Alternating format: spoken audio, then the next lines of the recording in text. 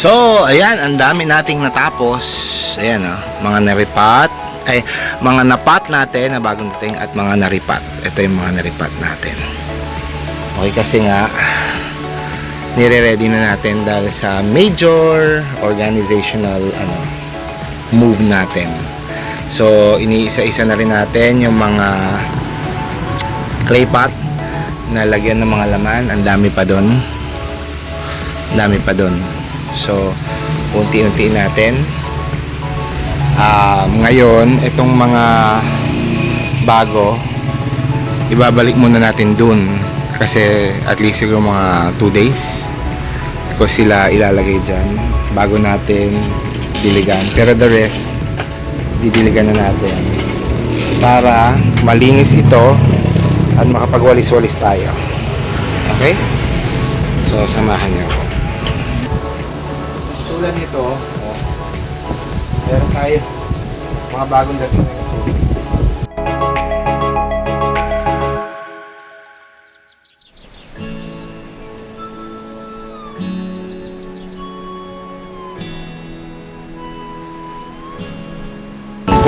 So ito na lang ang ayusin natin. Tapos yan, medyo nakabawas tayo, linis na lang ng konti. Ito, konting linis na lang din at saka ayos. Ito ngayon yung hihiwalayin natin, dadalawahin natin, tatanggalin natin itong table na to, magiging dalawa po yan. Tapos ito, aayusin na rin natin. So, since paalis tayo, papunta tayo sa church, pahinga muna, rest muna tayo kasi nga maliligo at mag-aana tayo. Magpe-prepare. So, ito hindi ko pa rin nagalaw, hindi ko pa siya tinanggal. Pero so far, dito, okay na tayo. Okay pa. Okay muna. Okay muna tayo. Ayun na yung mga bago na ibalik na natin, yung ating mga nilipat. Diyan natin nilagay. Kasi nagtanggal ako ng iba, nilagay ko na muna doon kasi masanay sa araw yung mga yan, masanay sa full sun yung mga yan. So binalik ko muna sila dyan. Ang dami nating aayusin pa. Ito din didesisyonan ko pa kung magiging ano ba to, magiging cactus o succulent o agave, pero plano ko talaga itong part na to ay maging aloe agave section. So titingnan natin kung kakayanin natin, kung kaya ng space. Okay? Pero ito definitely cactus and succulents. Yung yung mga sinasabi ko, mga aloe at agave na kailangan ng araw. Pumangit kasi sila dahil nag-itilulate dahil nga wala silang araw. So pwede rin sila mapunta doon. Pero kasi kaya ko sila gusto dito para makita, maganda, ma-appreciate. Pwede rin naman sila dito sa linyang ito. Sige, we will see. Maraming options.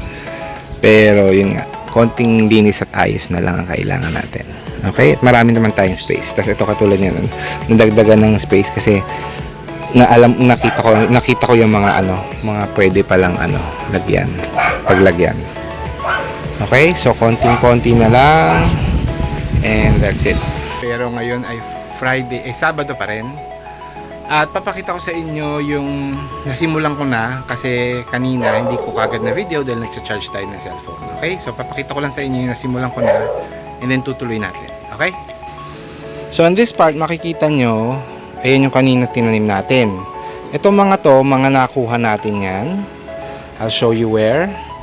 So itong mga ito, nakapag-exchange tayo ng konti dyan, tsaka dito. Nakapag-exchange tayo ng konti dyan, tsaka dito.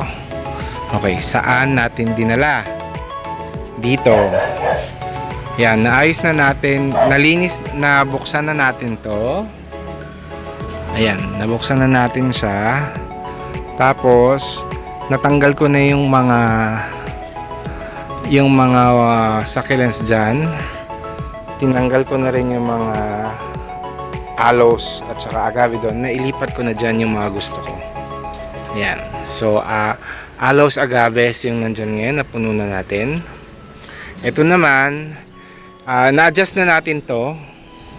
In-adjust natin to kasi mas mataas ng konti yan kasi matataas yung mga cactus nandito. nilabas ko na, ito na sila, yung mga cactus na yan na matataas. Tapos pinalitan natin ng mas mabababa. May mga halo-halo na yan, bago at luma na yan. Okay?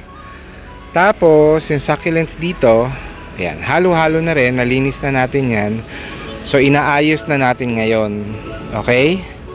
So ano lang yan, pinagpatungan ko lang. Pero ayan, so far yan yung mga nandyan ngayon. Tapos ito, nire-rearrange na rin natin. Ayan. So, ang ano ko dito, ang target ko kasi dito is yung pare-parehong paso para maganda. At the same time, yung mga halaman, yung at least yung mahilig sa araw. Okay, kaya sila yung nandyan. So, at least ito kahit paano na nalagyan natin hanggang likod kasi yung araw naman, walang humaharang. Pwedeng pumutok dyan ng todo. Okay, kaya nilagyan ko hanggang likod. Ito, hanggang dito sa layer na to. Pero dito, hindi ko pa alam. Depende sa magiging mailalagay natin dito sa harap. Okay? So, unti-unti ko na rin inaayos to. Tinitingnan ko na rin. Parang kung ano yung maipatong ko, yun yung pinapatong ko dyan, most probably, dyan siya pwesto. Okay? Pero hindi pa sure. Kasi ito pa. Available pa yung space na yan. Ito, I am not sure. Makakukuha-kuha tayo dyan para dito. Kasi itong part na to gusto ko parang cactus plus yun. Yung part, yung anong. So lalagyan ko ng space yung dito. Tapos yung second layer. Ox manox. So ngayon, ito yung isa sa mga nagawa natin. So ito rin, ipapatong na natin sa ibabaw. Iibabaw natin siya kasi nga mahilig siya sa sun. Tapos kulang siya sa dilig, so babatayan natin sa dilig din yan. Okay? Yung matatangkad ang magiging problema ko kasi hindi ko pa talaga alam kung saan ko sila ilalagay. I am thinking sila yung mailagay natin dito sa ibabaw, sa tuktok na to. Yung mga matatangkad na yon kasi malalaki din yung paso niya. So most probably uurong natin to, kapatong natin doon yung mga matatangkad. Para yung, so ito talaga kasi ito pang mga ano to columnars. Talagang target ko dito sa rack na ito ay pang columnars talaga siya.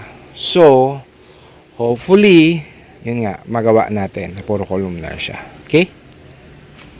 Sige. Yung matatangkad, hindi lang columnar. Basta cactus.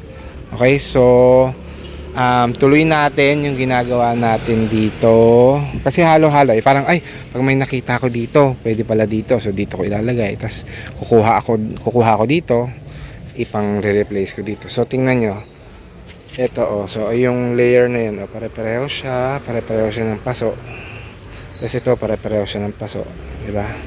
So itong layer na to halos yan lahat sila pare-parehong paso, pero supposedly yung mga ito, halo na to ng cactus at saka aloe at saka ang tawag doon? Succulent. Pero parang maganda puro aloe lang siya, tapos sa taas yung succulent. So pagpapalitin ko, parang ganon. No, tapos ito puro cactus yung nasa harap ko, tapos pare-pareho siyang pasurin. Ganon yung ganon yung mga naging category ko ngayon ng paglipat-lipat. Okay? So, sige, dito muna tayo ulit.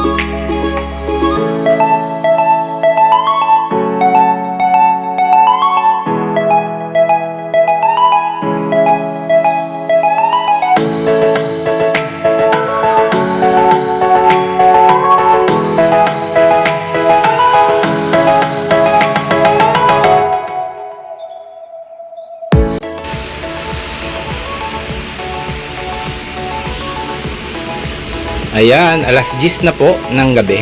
At eto na lang ang titira so far. Ang dami kong, ayan, mga paso na hindi ko na mapag-lend dahil yung lalagay natin ng lupa, ayan, ay puno na. So ito na po ang ating mga naripat for tonight. At saka ito, ang ganda na tingnan. Ayan, di ba? Puro clay pot yung bigay sa atin nung bagong nakilala natin sa isang group na ayaw magpabanggit. At ito pa idadagdag ko dyan. Ayan, idadagdag natin yun doon. At meron pa doon actually. Basta yung maliliit lang na cactus ang ilalagay natin dyan. Okay, tapos ito. So medyo lumuwag na, di ba? Ayan. So yun, doon na lang natin ilalagay. Ayan, diyan manggagaling ibang cactus na ang kukunin lang natin diyan yung mga naka clay pot. Tapos dito kukunin natin yung mga galing doon para may pwesto natin dito for a while. Temporary pa yan kasi nga pagod lang talaga ako. Pagod na ako. Okay? So sige, pwestuhan natin.